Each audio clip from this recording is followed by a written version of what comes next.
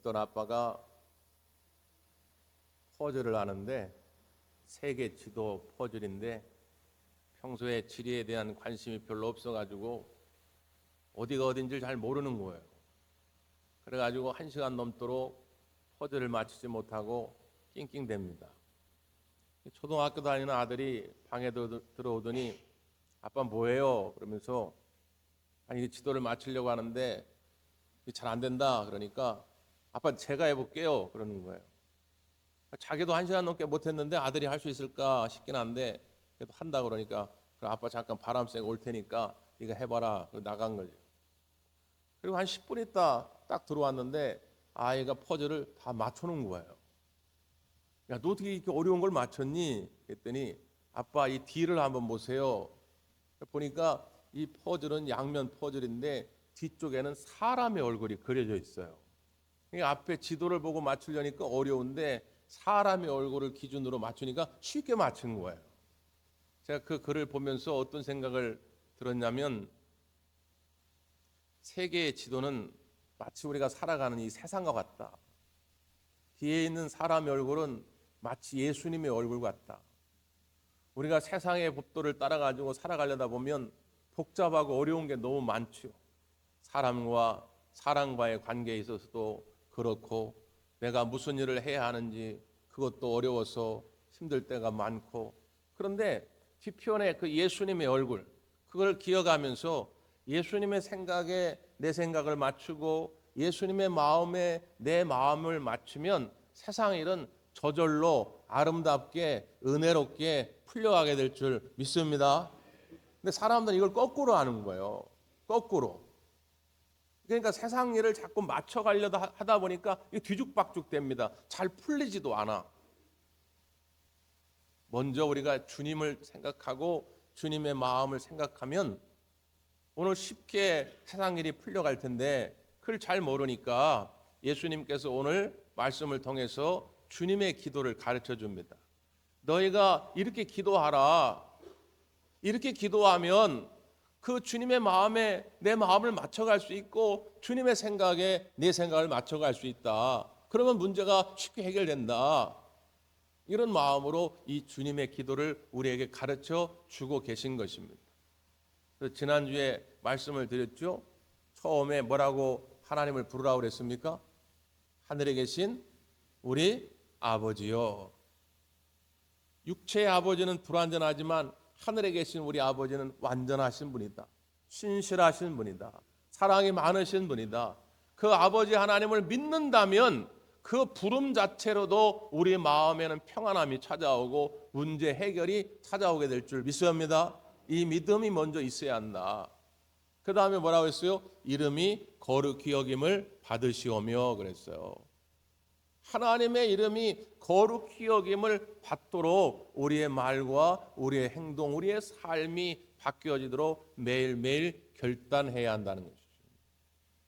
그리고 오늘 이제 두 번째 부분인데요. 10절 말씀입니다. 이거 한 칸만 좀 내려주세요. 볼륨을. 아니면 에코를 좀 잡아주든지. 10절 시작. 나라가 임하시오며 뜻이 하늘에서 이루어진 것 같이 땅에서도 이루어지이다. 나라가 임하시오며 그랬어요. 우리가 기도해야 할 아주 중요한 제목이죠. 나라가 임하시오며. 이 나라는 누구의 나라일까요? 하나님의 나라죠. 마태복음은 주로 읽는 대상자가 유대인들입니다. 유대인들은 하나님, 여호와라고 하는 이름을 입에 올리는 것조차 불경스러운 일로 생각했기 때문에 하나님이라는 이름을 잘 올리질 않아요. 그래서 하나님의 나라라는 표현을 쓰지 않고 의미는 같은데 우리가 편안하게 부를 수 있는 방법이 뭐가 있을까 해서 찾아낸 게 뭘까요? 하늘나라예요. 하늘나라. 그러니까 이걸 한자로 옮기니까 천국이 되는 거예요.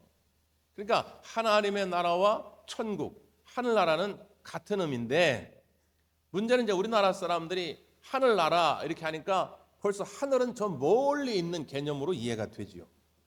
지금 현재 나의 삶과는 상관없는 동떨어진 세계로 자꾸 인식을 하는 거예요.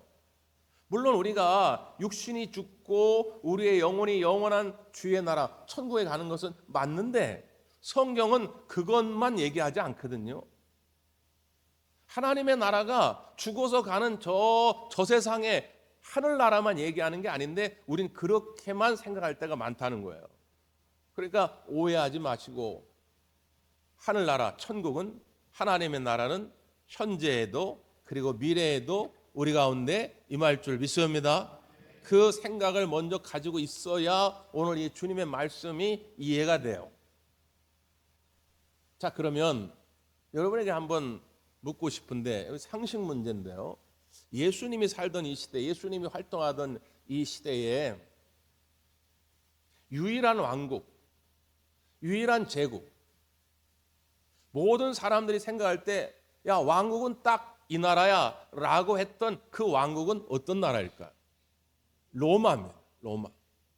그러니까 여기서 나라라고 하는 말은 그리스어로 바실레이아 이런 단어를 쓰는데, 이 바실레이아라는 단어를 쓰면 그냥 사람들은 자동적으로 어떤 나라를 떠오르냐? 로마를 떠올려요. 그런 의미에서 한 번 더 여러분에게 묻고 싶은데, 당시에 사람들이 왕 중의 왕이다, 그는 신의 아들이다, 그는 인류의 구세주다 라고 불렀던 사람은 누구일까요? 그렇죠. 아니, 이쪽 분들은 생각이 없는 거예요. 무서워서 답을 안 하시는 거예요. 아니, 그냥 한번 편안하게 생각해 보세요. 예수님 시대의 사람들이 그는 신의 아들이다, 그는 왕 중의 왕이다, 그는 모든 인류의 구원자다 라고 불렀던 사람은 누구겠냐 그 말이에요. 우린 다 예수님을 생각하죠. 그때 당시에 사람들은 누구를 지칭하던 말이었느냐? 로마의 황제를 지칭하던 말이에요. 로마 황제는 신이에요. 그냥 신. 그 로마 황제를 신격하기 위해서 많은 그리스 로마 신화가 발전을 하게 된 거죠. 그는 왕 중의 왕인 거예요. 로마 황제보다 더 높은 왕은 없는 거예요. 그는 힘으로 전 세계를 다스림으로 말미암아 사람들에게 평화를 줬다고 생각한 거예요. 소위 말하는 팍스 로마, 로마의 평화. 그러니까 그는 인류의 구원자다. 세상 사람들은 그런 것이죠. 예수님은 이것을 영적인 의미로 끌어와서 그것이 옳지 않음을 이야기하면서 진정한 나라, 진정한 왕국은 어떤 나라이며 진정한 왕 중의 왕은 누구인지, 인류의 참된 구원자는 누구인지를 주님은 복음서를 통해 설명하고 계신 것입니다. 특별히 이 바실레이아 왕국, 제국, 이 말은 단순히 어떤 지리적 개념이 아닙니다.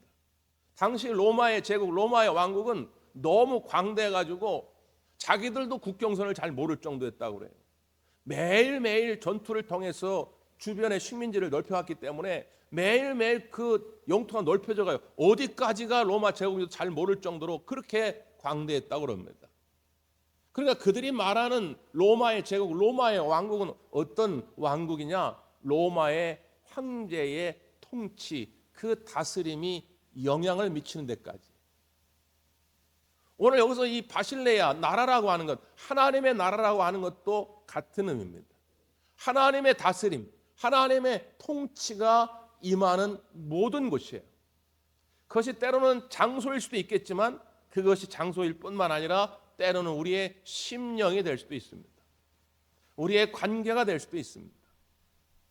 내 마음 속에, 내 심령 속에 하나님의 통치, 하나님의 다스림이 임한다면 우리의 마음이 하나님의 나라 곧 천국인 줄 믿습니다. 뿐만 아니라 우리의 가정에 하나님이 주인 되시고 오직 예수 그리스도가 왕이 되셔서 우리의 가정을 다스려 주신다면, 하나님의 그 뜻이 온전히 우리 가운데 이루어진다면 우리의 가정이 천국 되는 것이죠. 그 하나님의 나라가 임하기를 간절히 사모하며 기도하라는 거예요. 왜 이거를 매일매일 이렇게 우리가 간절한 마음으로 기도해야 합니까? 이거 쉽지 않거든요. 이게 쉽지가 않아요. 왜 우리가 하나님 나라, 하나님 왕국의 백성이었는데 왜 그 시민권을 빼앗기게 됐습니까? 창세기에 보면 그 시민권을 빼앗게 된 이유가 우리의 죄 때문인데, 사탄이 와서, 뱀으로 위장한 사탄이 아담과 하와를 꼬드깁니다. 야, 저 동산에 있는 모든 거 다 먹어도 된다고 하나님이 그러시든, 아니야, 중앙에 있는 실과는 먹지 말라고 했어. 야, 그거 왜 먹지 말라고 했는지 아냐? 너희가 그것을 먹으면 눈이 밝아져 하나님과 같이 되어 선악을 알까 하나님이 아셨기 때문에 먹지 말라고 그런 거야. 뭐라고요? 하나님과 같이 될 것을 하나님이 아셨기 때문에 먹지 말라고 그런 것이다. 이 말을 들으니까 아담과 하와가 진짜야? 그 선악과 동산 중앙에 있는 실과를 먹으면 우리가 하나님처럼 되는 거야? 그리고 따먹은 거예요. 이게 죄의 시발점입니다. 이것 때문에 하나님 나라 백성을, 그 시민권을 빼앗긴 거예요. 지금도 똑같다 그 말입니다. 하나님이 나의 삶의 주인이에요. 나의 가정의 주인입니다. 이 나라의 주인입니다. 이 세상의 주인입니다. 그러나 사탄은 아니라고 말합니다. 네 인생이 주인이 너지.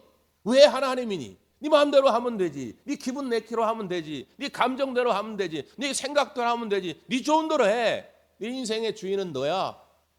마치 에덴 동산에서 아담과 하와를 유혹하듯 사탄은 오늘도 매일같이 시간마다 우리를 유혹한다는 것입니다.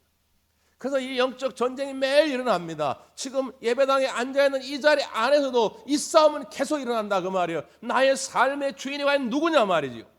나는 과연 하나님 나라 왕국의 백성인가, 아니면 이 세상 나라 왕국의 백성인가, 이 싸움이 계속 벌어지고 있다고 하는 것입니다. 그러므로 매일같이 간절한 마음으로 우리는 기도해야 한다는 거예요.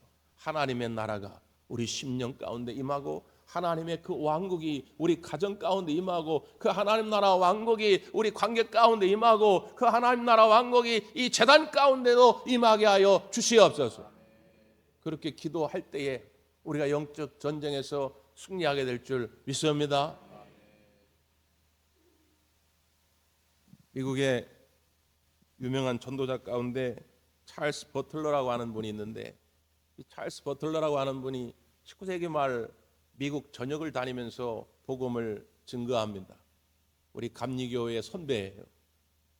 이분이 하나님이 부르시는 곳이라면 대도시든 시골이든 가리지 아니하고 어디든지 달려갑니다.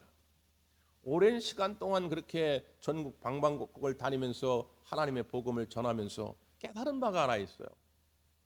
그건 뭐냐면, 대도시에서 복음을 전하다가 만나는 사람들을 보면 저택도 막 으리으리하고 정원도 막 넓고 하인도 막 몇 명씩 있고 그렇게 부유한 삶을 살고 있음에도 불구하고 늘 마음이 불안하고 뭔가 마음에 불평이 있고 그 삶이 행복하지 않은 사람들을 수없이 만나게 됩니다. 반면에 아주 조그만 시골 산골짜기에 들어가서 복음을 전하다 보면 정말 외적으로 보면, 세상적으로 보면 많이 가지고 있지 않은 그런 사람들을 만나게 됩니다. 그런데 그럼에도 불구하고 그들의 얼굴은 늘 천사같이 밝아요. 늘 그 입술에 찬송과 감사가 떠나질 않는 것입니다. 뭐지? 그 차이가 뭐지? 왜 이렇게 되었을까? 그 차이를 하나 발견하게 된 것이죠. 그게 뭐냐? 예수 그리스도라는 거예요. 예수님을 영접하고 하나님을 그 삶의 주인으로 모신 자들에게는 삶의 형편이 어떠하든지 그 자리가 어떠하든지 늘 천국된 삶을 살아가더라는 것입니다. 거기에서 감격을 받고 깨달음을 얻어가지고 찬송시를 적어가게 됩니다. 그 찬송시가 우리가 부르는 찬송가에도 들어와 있죠.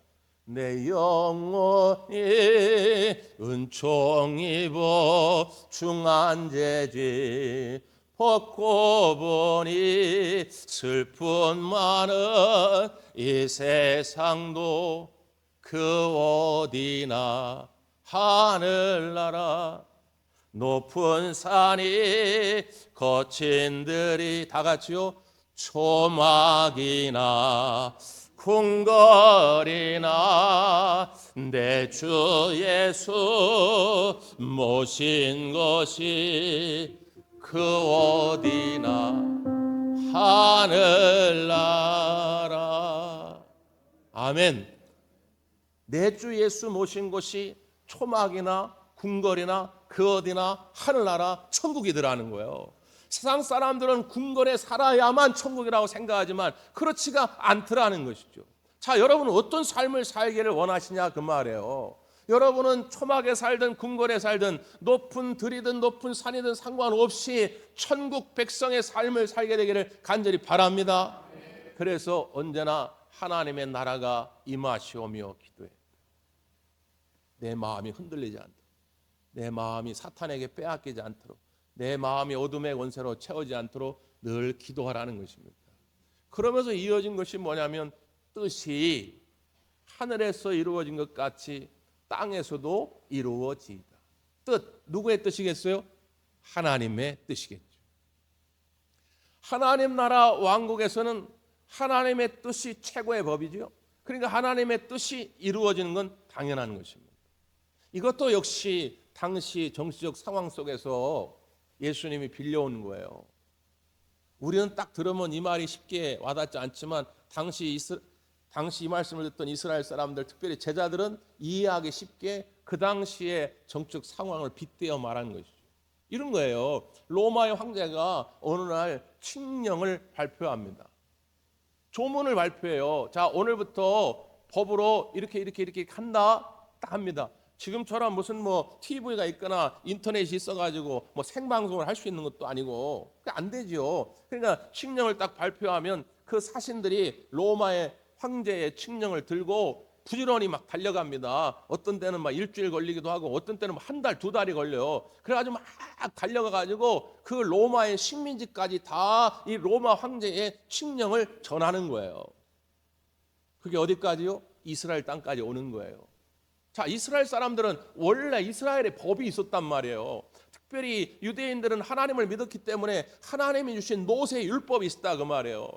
그럼에도 불구하고 로마 황제가 내리는 칙령을 거부할 수가 없는 거예요. 만약에 나는 원래 이스라엘 사람이니까 이스라엘 법만 따를 거야, 난 로마 황제의 말은 안 들어, 그러면 그냥 죽는 거예요. 근데 오늘 주님이 뭐라고 말씀하냐? 그 로마 황제의 말이 중요한 것이 아니라 우리는 하나님 나라의 백성이기 때문에 하나님 나라의 왕, 하나님 나라의 주인이신 하나님의 뜻대로 살아야 한다는 것입니다. 이 싸움인 거예요. 하나님의 뜻대로 살 것이냐, 나의 뜻대로 살 것이냐. 여기서 내가 천국 백성으로 살아갈 것이냐, 아니면 여전히 마귀의 노예가 되어 끌려다니는 인생을 살아갈 것이냐가 결정된다는 것입니다. 여러분은 하나님의 뜻대로 살아가고 계십니까? 사람들이 왜 하나님의 뜻을 잘 듣지 않으려고 하고 하나님의 뜻에 순종하지 않으려고 할까? 여러 가지 경우가 있겠지만 제가 보면 자기의 뜻이 하나님의 뜻보다 더 완전하고 더 좋은 것이라고 착각할 때 주로 그런 현상이 나타납니다. 사랑하는 성도 여러분, 나의 뜻보다 하나님의 뜻이 더 좋은 것이고 나의 뜻보다 하나님의 뜻이 더 완전한 줄 믿습니다. 하나님의 뜻대로 사는 것이 행복한 거예요. 처음에는 조금 그게 불편할 수 있고 내가 조금 손해보는 것 같을지라도 하나님의 뜻대로 살아가야, 그 뜻에 순종해야 결국은 참된 행복이 내게 찾아온다 그 말이에요. 성경은 여러 가지로 하나님의 뜻을 우리에게 증거하고 있죠. 성경 전체가 다 하나님의 뜻이니까. 근데 예를 들면 가장 핵심적인 것들, 이런 것들이 있죠. 요한복음 15장에 보면 예수님이 말씀하시기를 내 계명은 내가 너희를 사랑한 것 같이 너희도 서로 사랑하라. 이렇게 말씀합니다. 이게 하나님의 뜻이에요. 내가 너희를 사랑한 것 같이 너희도 서로 사랑하라. 데살로니가 5장 16절에 보면 이런 말씀도 있죠. 항상 기뻐하라, 쉬지 말고 기도하라, 범사에 감사하라. 이는 우리 주 예수 그리스도 안에서 너희를 향하신 하나님의 뜻이니라. 하나님의 뜻이니라. 항상 기뻐하고 쉬지 말고 기도하고 범사에 감사하는 것이 하나님의 뜻인 줄 믿습니다. 그럼에도 불구하고 늘 우리는 고민이 되죠. 저도 목회하다 보니까 종종 저에게 전화를 하거나 찾아오셔서 목사님 이런 상황이 벌어졌는데 어떻게 하면 좋겠습니까? 하나님의 뜻이 정말 무엇입니까? 물을 때가 있어요. 뭐 여러 가지 기준이 있겠지만 좀 더 쉽게 생각해 보면 하나님의 뜻은 뭐냐? 하나님이 기뻐하시는 것입니다. 이게 정말 하나님 뜻이 맞나 안 맞나 여러분 고민이 되거든. 내가 이렇게 말하고 내가 이렇게 행동했을 때 과연 하나님이 기뻐하실까 기뻐하지 아니하실까 이걸 한번 생각해 보세요. 하나님의 뜻이라고 하는 책이 있는데 거기 보면 이제 그분이 자기의 경험 하나를 소개하면서 하나님의 뜻을 분별하는 법을 얘기하는데 이런 거예요. 어느 날 이제 어린 아들이 찾아와 가지고 아빠 오늘은 어버이날이니까 예를 들면 어버이날이니까 아빠한테 좀 특별한 일을 내가 하나 해주고 싶어. 아빠 원하는 게 뭐야? 이렇게 묻는 거예요. 그 아빠가 하는 말이 너 오늘 일어나 가지고 침대 정리는 했니? 너 일어나서 오늘 양치질은 했어? 너 오늘 학교 갈 준비물은 다 챙겼어? 그런 것이 이 아빠를 기쁘게 하는 거란다. 아니 아빠 그게 아니고 아니 오늘은 특별한 날이니까 아빠 내가 오늘 정말 특별한 선물을 하나 해주고 싶으니까 아빠 뭘 원해? 좀 얘기해봐요. 근데 얘기하는 거예요.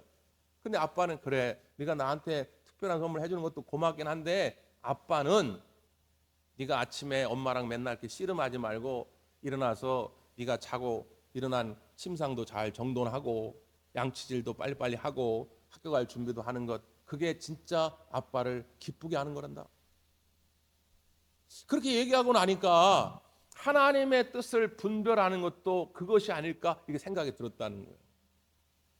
뭐 거창하게 생각할 것 없습니다. 하나님의 뜻 그러면 뭐 이 전 세계를 뭐 움직일 만한 좌지우지할 만한 어떤 큰 능력 이런 걸 말하는 게 아니고 그냥 매일매일 나의 삶 가운데서 하나님을 기쁘게 할 수 있는 건 뭐가 없을까?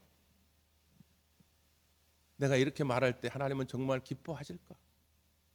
내가 이렇게 행동할 때 정말 하나님은 기뻐하실까? 이거를 한 번만 더 생각해 본다면 하루하루 하나님의 뜻을 우리의 삶 가운데 실천하는 데 큰 도움이 된다는 것입니다. 사랑하는 성도 여러분, 나의 뜻보다 하나님의 뜻이 좋은 것입니다.